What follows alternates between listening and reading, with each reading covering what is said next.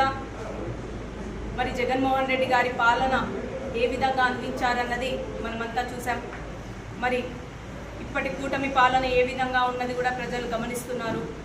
సర్పంచులందరికీ కూడా మంచి అవకాశం.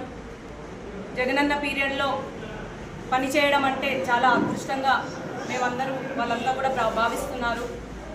మళ్ళీ రాబో రోజుల్లో మళ్ళీ కూడా అవకాశాలు ఉంటాయి.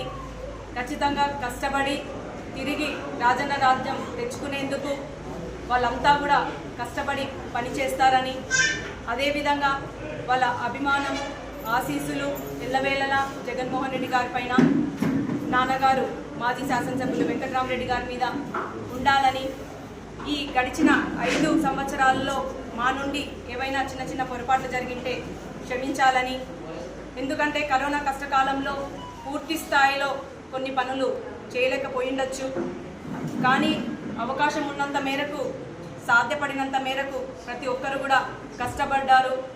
కష్టకాలంలో కూడా ఇప్పటికి కూడా మా వెంట వాళ్ళు నడిచి నిలిచారు. మరి రాబో రోజుల్లో కూడా ఇదే విధంగా అందరికీ కూడా మంచి రోజులు రావాలి.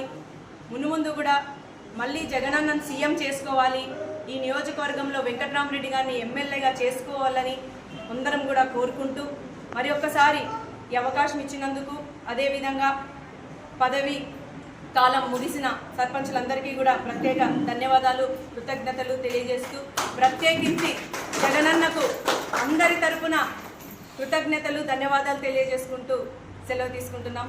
జై జగన్.